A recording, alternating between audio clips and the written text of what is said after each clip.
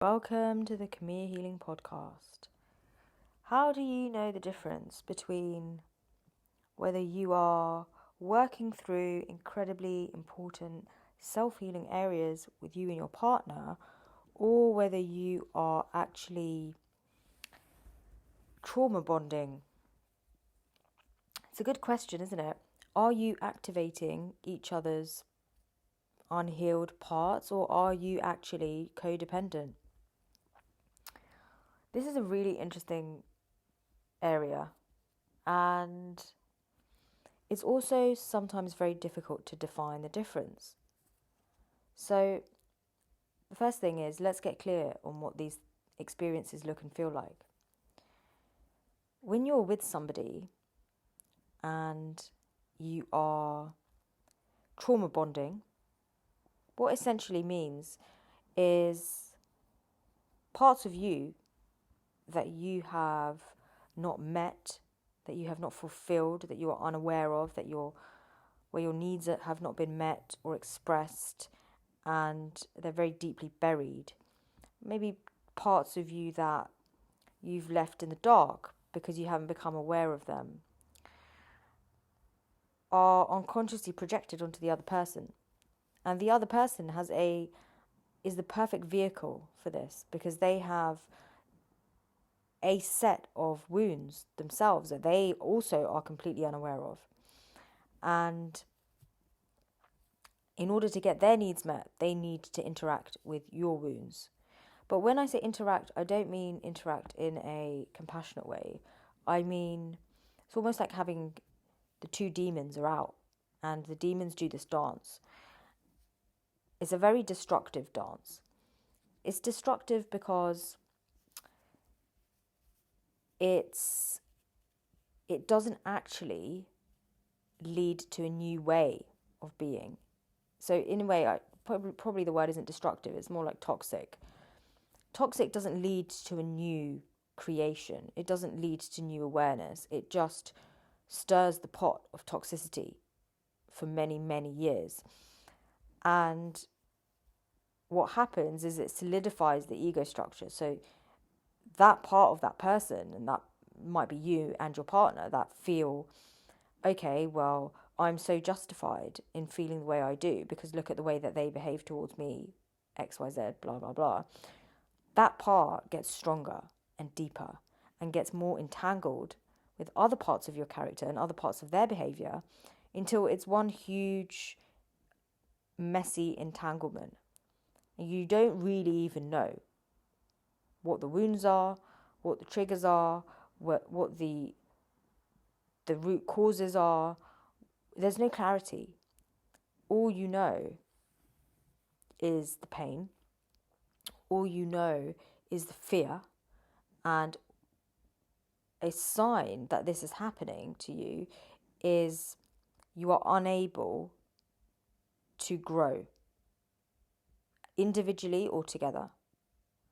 So if you're experiencing this dynamic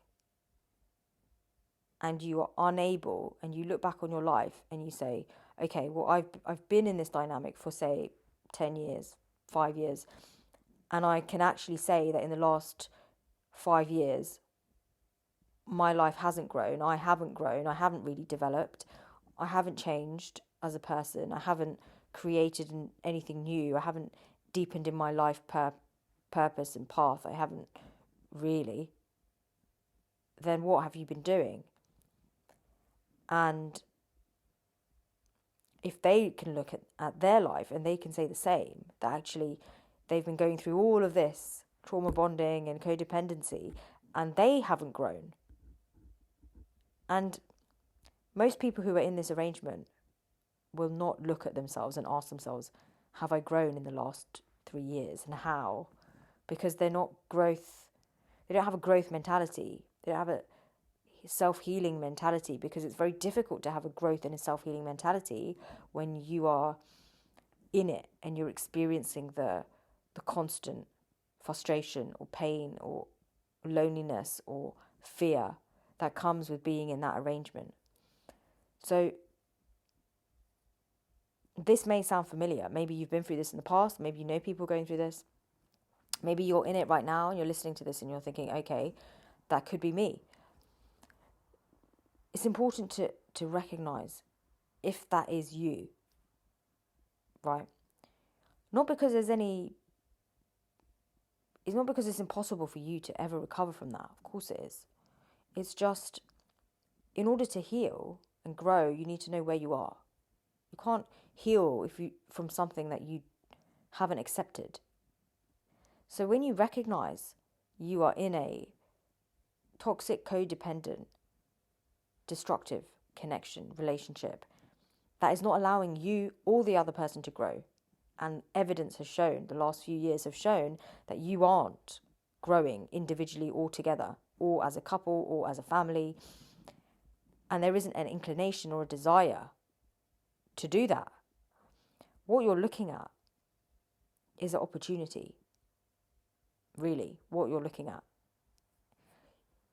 So, on the flip side of it, you've got the experiences in relationships when you have an opportunity through the arising of wounds, through the arising of old scars and maybe even intergenerational behavioral patterns and belief systems that are arising within you and within them. When they come together and that you're activated and the other person's activated, and you can recognize that there is an activation happening and it almost doesn't have anything to do with that person, when you can both drop into that place and go, oh, okay, this is really deeply uncomfortable and disturbing and painful, but I can recognize what this means to me. If I heal this, what I will overcome, and how it actually doesn't have anything to do with you, you're just the mirror, and they can say the same. And this is where it's key, because it takes two to tango. It needs to be a two-way process. If they can say the same, and they're willing to say the same, and then together you can start to work through these areas, these kind of magnetized conflict that just happens. It's just this, the wounds are triggered almost automatically. If you can start together to work through that with the same or similar level of dedication and awareness and commitment to growth of the connection, relationship, and commitment to growth as an individual, because you have that self-worth, that's when you can really overcome a lot. And often people get confused between which type of connection they are creating. You can create a deep soul, self-healing connection with another person when they want to create that with you. But if you're not sure of what you're actually creating and what level of destruction is arising, so destruction can be incredibly powerful when it brings down the ego and the ego structures that actually have been holding you back, which you would never have brought down if you weren't to go through this turbulent time with your partner. And this is really, really important, because it's a massive opportunity. It's a massive healing opportunity for you. And it will change you as a person. But it needs to be balanced. They also need to be able to experience that growth through themselves as an individual. When two people come together and they can do that for each other, it's incredibly powerful. But what happens when they agree to that kind of contract is they get more of it. Because it's love, ultimately. Growth is love, healing is love. You're just finding all these different ways to love yourself deeper and accept yourself deeper. And when you start opening that door, the universe gives you more. It gives you more opportunities to love yourself deeper. So that's often what people are quite afraid of. If I start to see it as an opportunity, I'm going to end up having more of this happening all the time, Because intuitively you know that if you can do it once, if you can overcome something once and receive the blessing of it, and the mercy of the lesson, that you can do it again. So you almost like unconsciously call it in. And some people are scared of that. Some people are scared of unconsciously calling in more healing and growth opportunities because it's not like they're necessarily easy, right? We don't really learn from things that are easy. We learn from things that are painful. As they say, pain is a powerful teacher. So this is just really a short podcast to give you a bit of a differentiation between these types of dynamics. And if you are finding yourself in the dynamic of a toxic codependency that is destructive and disturbing to you, to your partner, to the family, the children, to your overall peace, inner peace, your health, your nervous system, your mental health, your growth, your career, your finances, your pretty much everything, right? And it's been like this for a number of years. And you are struggling to find a way together to even become aware that this is what is happening, or to even agree that this is what is happening. Just see if you can take some steps to really clarifying it for yourself first, before you start to get the other person to try to understand what's happening. There'll always be a lag of awareness, right? It's very rare that two people are completely synchronized in their perception of reality or their perception of each other or the relationship at all times, right? That's quite far-fetched. So if you allow yourself to get clear first for yourself on the true extent of what is going on for you and really what you have been feeling for all this time, you are going to become stronger within yourself rather than confused. Stronger means clearer, more resourced, more realistic, and more able to make decisions. When you don't feel strong, it's so hard to make a decision. It's so hard to even make a decision to have a conversation. It's so hard to make a decision to even write things down, right? You just don't feel like it. You just don't feel strong. You just feel tired and weak and unmotivated and foggy. Step one, let yourself write things down, get clear within yourself, allow yourself to start feeling stronger. When you let yourself start feeling stronger, you will start to take the right courses of action. And often that will be self-healing. You'll start to look into what patterns you're holding, what you've been creating, and why. Because it's a really interesting question. Why have you been creating this? And what is it giving you? And often what this type of dynamic gives people is a familiar sensation, familiar, homely feeling, because that's what they grew up in. They grew up with parents who were going through that, or they grew up with parents who were emotionally unavailable, emotionally vacant, spiritually vacant. So anything more than just a mental connection was non-existent.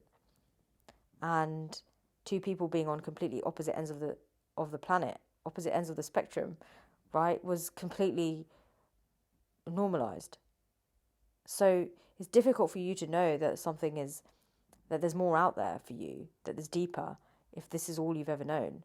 And often that comes from the childhood upbringing, from your first model of your first template of intimacy between your parents. So recognizing within yourself that you may have some opportunities to heal if you want to have healthy relationships. And it takes time. It takes a lot of time to heal what you've been programmed to believe you are, or what you've been programmed to believe love is. And, the healing can happen so powerfully when you're with somebody who also wants to heal and wants to love deeper themselves and you for the right reasons. So I hope that this has been helpful, And really the key point is get yourself into a place where you feel stronger, clearer, more resourced, and you will start to naturally behave differently when you are in that place. You will start to create clearer boundaries, you will start to communicate differently, you will start to tolerate different things and less bullshit, quite frankly. And you will also become more compassionate when you see what someone else is going through. And you won't take it so personally, in a way. And you'll respect yourself and the fact that your life, your existence, your love, your heart needs to be honoured, and needs to be honoured deeply, and deserves to be felt and honoured. So that's really a decision you arrive at within yourself. And just know that that's available within you, and you can give yourself that gift. And when you do, your relationships start to change. And if your relationship changes for the better because of listening to this podcast, then I am super excited. Let me know. Write to me and let me know. I would love to hear. I love to hear from all of you who write to me about this podcast. And please see if you can rank it or rate it or whatever it is that you do to spread the word. It's really, really helpful. It gets more people listening to the podcast. And this is really one of the things that I've heard from you guys is helping you the most. So I try to just do my best, and it helps if you guys share this with your friends, with your family, with your partners, with your pets, and spread the love. So I will see you on the next one.